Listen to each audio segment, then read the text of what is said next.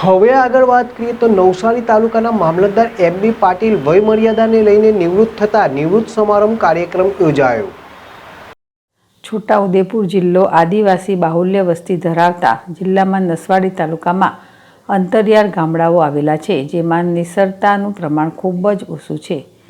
ત્યારે 16 માર્ચ 2024ના રોજ નસવાડી મામલતદાર executive magistrate તરીકે એમ.બી. પાટીલ દ્વારા ચાર્જ લીધો। ત્યારે અંતરિયાળ ગામડાઓમાંથી આવતા આદિવાસી ભાઈઓને જોઈ તેમનું દિલ દ્રવી ઉઠ્યું અને સંકલ્પ લઈ નિર્ધાર કર્યો કે મારી ઓફિસમાં કામ અર્થે આવતા મુલાકાતીને ફોગટનો ફેરો નહીં ફરવા દેવાનું નિર્ધાર સાથે તેઓના મિલનસાર સ્વભાવ થકી અંગત રસ લઈને કોઈપણ કામ કાયદાની મર્યાદામાં કરી આપતા તેઓ આદિવાસી પ્રજા તેમજ કર્મચારીઓના ચાહિતા બની ગયા હતા।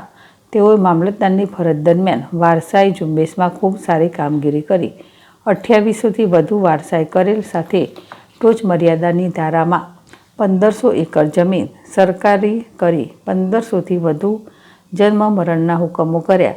સરકારલક્ષી યોજનાના લાભ તેઓ રસ લઈ આદિવાસી વિસ્તારના લોકો સુધી પહોંચાડ્યા હતા।